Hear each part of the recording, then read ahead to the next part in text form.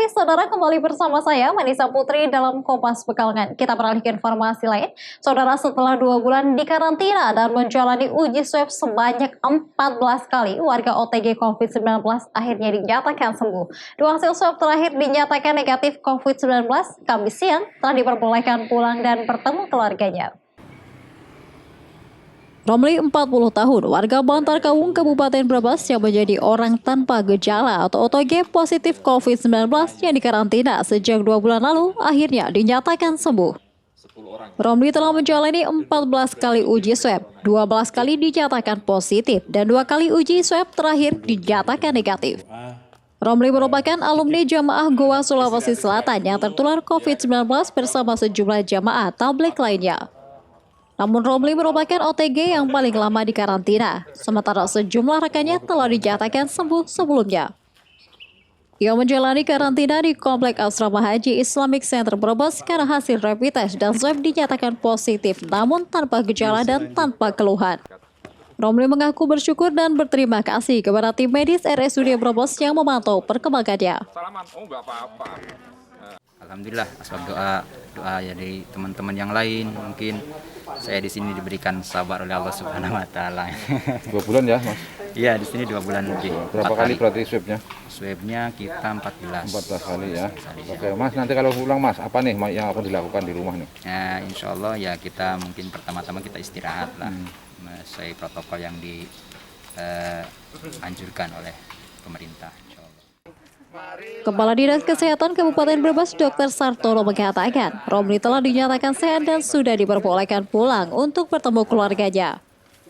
Dengan sembuhnya Romli, maka pasien Kabupaten Brebes sudah tidak ada lagi orang tanpa gejala yang dikarantina. Di swab sudah 12 kali positif terus, kemudian Senin kemarin swab ke-13 alhamdulillah negatif, Rabu kemarin swab yang ke-14 negatif juga, sesuai dengan kriteria yang sekarang ini masih dipakai oleh Kemenkes. 2 kali negatif dinyatakan sembuh. Meskipun sekarang muncul lagi kriteria dari WHO cukup sekali. Dari WHO ya, tapi kan Kemenkesnya belum. Jadi yang kita pakai tetap masih 2 kali negatif. Saat ini jumlah pasien positif COVID-19 yang dirawat di RSUD Brebes sebanyak 5 orang dan pasien PDP sebanyak 4 orang.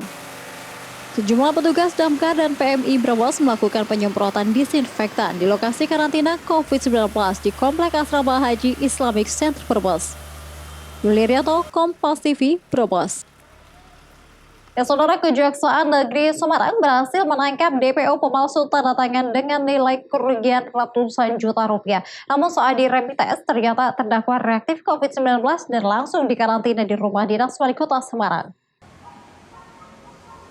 Dalam keterangan pers, Asintel Kejati Jateng, Emil Wan Ridwan yang didampingi Kejari Semarang, Sumurung Pandapotan, Simare-Mare menegaskan terdakwa yang ditangkap Kejari Semarang sudah lama menjadi DPO Kejari dan baru ditangkap Kamis siang lalu di daerah Candi Prambanan, Semarang. Terdakwa bernama Sri Katon warga Candi Prambanan, Semarang ini telah melakukan pelanggaran, yaitu menandatangani overboarding di bank 18 Juli 2007 dengan menggunakan nama orang lain, Aris Setiawan, yang sudah meninggal 2007 Juli. Atas kejadian itu, Bank Niaga mengalami kerugian 136 juta lebih. Namun ternyata, dalam pemeriksaan rapid test saat berada di Kejari Semarang, terdakwa dinyatakan reaktif COVID dan kemudian dibawa ke karantina rumah dinas Wali Kota Semarang. Sementara media tidak diizinkan mengambil gambar untuk keamanan kesehatan. Dilakukan oleh tim intelijen melakukan penangkapan terhadap yang bersangkutan. Ini perkara sudah cukup lama, gitu loh. Nah, kemudian kan dilakukan pemeriksaan rapid test karena situasi pandemi COVID ya, COVID-19. Kemudian hasilnya reaktif. Kemudian sesuai protokol COVID, yang bersangkutan dilakukan uji swab dulu. Uji swab kemudian baru akan ditentukan. Nah, sambil menunggu hasil uji swab, yang bersangkutan kita lihat dulu rekomendasi dari pihak Dinas Kesehatan, apakah ke rumah sakit atau isolasi secara mandiri. Untuk pemeriksaan lebih lanjut, Kejari Semarang masih menunggu hasil swab terdakwa. Senot Puji, Kompas TV, Semarang. Saudara, ratusan massa dari berbagai elemen masyarakat di Banyumas Jumat siang melakukan aksi demo menolak rancangan undang-undang haluan ideologi Pancasila RUU HIP. Alasannya RUU HIP bisa mengancam keutuhan Pancasila dan atau memberi peluang pada bangkitnya paham komunis di Indonesia. Aksi yang digelar di halaman gedung DPRD setempat ini berlangsung tertib dan mendapat penjagaan ketat aparat keamanan. Ratusan massa dari berbagai elemen masyarakat di Banyumas mendatangi gedung DPRD setempat. Mereka menggelar aksi damai untuk menolak rancangan undang-undang haluan ideologi Pancasila atau RUU HIP yang sudah ada di tangan pemerintah. Massa menilai RUU HIP mengancam pada keutuhan Pancasila sebagai dasar negara Indonesia dan atau memberi peluang pada masuknya paham komunis di tanah air. Peserta aksi ini juga membawa sejumlah poster seperti penolakan dan batalkan RUU HIP Pancasila, serta poster yang terkait dengan lambang Partai Komunis. Sementara aksi damai ini dikawal ketat aparat gabungan TNI, Polri, dan Satpol PP, baik yang berpakaian dinas maupun preman. Mau Trisila? Mau Trisila tidak? Mau Ekasila tidak? Pancasila siap? Siap! Pancasila siap? Siap! Pancasila sudah final. Tidak perlu dikotak-atik, tidak perlu digantung. Massa kemudian mengakhiri aksinya dengan memberikan dokumen petisi yang berisi sejumlah tuntutan dan penolakan terhadap RUU HIP kepada pihak DPRD yang didampingi Kapolresta dan Dandim setempat. Dalam waktu bersamaan, ratusan kader PDI Perjuangan Banyumas juga menggelar demo di depan pintu gerbang kantor Bupati.